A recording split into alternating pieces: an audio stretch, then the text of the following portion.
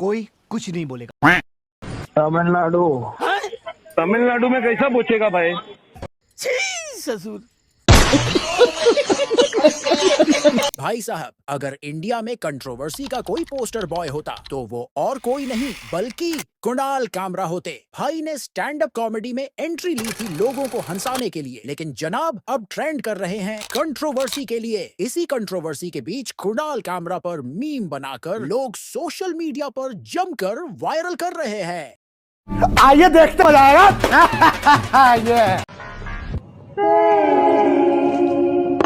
अबे चाय मांगा था, पानी नहीं मांगा था बे। हेलो, एसीपी प्रद्युमन है।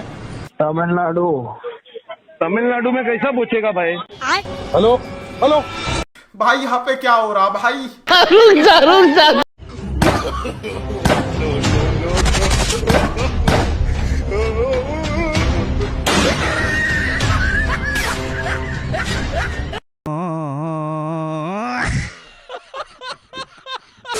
किधर रहता है तू? तमिलनाडु। तमिलनाडु तेरी तमिलनाडु में आके मारेगा। आजा तमिलनाडु आजा। किधर आने का? तमिलनाडु। तमिलनाडु में कैसा पूछेगा भाई? तमिलनाडु में कैसे पहुंचेगा भाई? अब ये भी कुणाल कामरा बताए तुम लोगों को। क्या गुंडा बनेगा रे तू? कुणाल कालरा मुर्दाबाद। कुणाल कालरा मुर्दाबाद। अरे उसका नाम कुणाल कामरा है, कुणाल कालरा नहीं। माना कि तुम लोग भाड़े के टट्टू हो, बेवकूफ हो, लेकिन थोड़ी तो कोशिश कर लो यार। जिस चीज के पैसे मिल रहे हैं, पुतला जलाने जा रहे हो किसी का, पता तो कर लो उसका नाम क्या है। इतने बड़े कामचोर हो, मैं तो कहूंगा भाई तुम्हारा साहब अगर इस वीडियो को देख रहा है यार, इससे रिफंड मांगो इस पुतले वाले लड़के से। उस दिन क्या बोला सबके सामने? कुणाल कालरा मुर्दाबाद। ये तो बोला था ना, बोला था कि नहीं?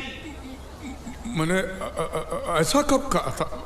अरे नहीं, आपने कहा था। बेचारे भूल गए होंगे, टेंशन बहुत है ना। एक काम दिया था वो तक ढंग से नहीं कर सकता। अब जो इनके नेता हैं जरा उनकी बात सुनिए, उनका क्या कहना था। एकनाथ शिंदे इस पर कहते हैं कि एक्शन का रिएक्शन तो होता ही है। ये स्टूडियो की तोड़फोड़ के बारे में क्या कहते हैं? ये कार्यकर्ताओं की भावना है, एक्शन को रिएक्शन होती है। जरा सोचकर देखो, महाराष्ट्र के उप मुख्यमंत्री ये कह रहे हैं। इस पोजीशन पर आकर भी गुंडागर्दी को सपोर्ट करना अभी तक नहीं छोड़ा। एकनाथ शिंदे कहते हैं कि फ्रीडम ऑफ एक्सप्रेशन तो है, लेकिन एक लिमिट होनी चाहिए। बताओ जरा, मतलब आपका मजाक उड़ाने से पहले मैं आपके मंत्रालय में चिट्ठी भेजूं परमिशन मांगने के लिए कि इस पर मजाक बनाया जा सकता है या नहीं बनाया जा सकता? वैसे ऐसा करो, आप चीफ मिनिस्टर ऑफिस को बोल के एक नोटिफिकेशन जारी कर दो जिसमें क्लियरली लिखा हो ये चीजें लिमिट के अंदर है, ये चीजें लिमिट के बाहर है। कोई ज्यादा काम नहीं है, वैसे भी ज्यादा काम का काम तो करती नहीं है आपकी सरकार। इन्हीं सब मुद्दों में उलझी रहती है। कभी कोई फिल्म देखनी हो गई, कभी ये कॉमेडियन की कंट्रोवर्सी, कभी वो कॉमेडियन की कंट्रोवर्सी। सच बात यह है दोस्तों कि कुणाल ने अपनी लिमिट अपने कॉमेडी वीडियो में ही बता दी थी। भारत के संविधान की कॉपी दिखाकर उन्होंने क्लियरली कहा था कि मैं इस किताब के फ्रेमवर्क में रहकर ही अपनी बात कह रहा हूं। फ्रीडम ऑफ स्पीच का अधिकार संविधान में हर नागरिक को दिया गया है और उसकी रीजनेबल रिस्ट्रिक्शंस को भी संविधान में क्लियरली लिखा गया है। क्या है ये रिस्ट्रिक्शंस? ये रिस्ट्रिक्शंस है कि आप किसी पूरी कम्युनिटी के खिलाफ जहर नहीं फैलाओगे, समाज में नफरत नहीं फैलाओगे, और ये ऐसी चीजें हैं जो गोदी मीडिया और बीजेपी नेता सालों से करते आ रहे हैं। अगर कोई यहां लिमिट से बाहर जा रहा है तो वो अर्नब गोस्वामी जैसे न्यूज एंकर्स हैं और ये गोदी मीडिया चैनल्स हैं जो एक समुदाय के खिलाफ जहर उगलते हैं, झूठी खबरें फैलाकर देश के नागरिकों को बदनाम करते हैं और नफरत फैलाते हैं। लेकिन किसी नेता का मजाक उड़ाया जाना ये फ्रीडम ऑफ स्पीच की रीजनेबल रिस्ट्रिक्शंस में नहीं आता है। इसलिए कुणाल ने भी यहां सीधे तौर पर कहा है, यह माफी मांगने वाली कोई बात नहीं है। मैंने एग्जैक्टली वही चीज कही थी जो first deputy chief minister Ajit Pawar ने second deputy chief minister Eknath Shinde के बारे में एक बारी कही थी। मैं भीड़ से नहीं डरता, मैं सिचुएशन के शांत होने का इंतजार करके बिस्तर के नीचे नहीं छुपने वाला हूं। कुणाल ने यह भी कहा कि जिन लोगों ने इसका नंबर लीक किया है, जो बार बार इसे कॉल किए जा रहे हैं, धमकी दे रहे हैं, डेथ थ्रेट्स दे रहे हैं, उन सभी के लिए एक वॉइस मेल भी आती है और उस वॉइस मेल में वही गाना दोबारा से सुनने को मिलता है जो इसने अपने कॉमेडी शो में सुनाया था। मेरी नजर से तुम देखो, गद्दार नजर वो आए।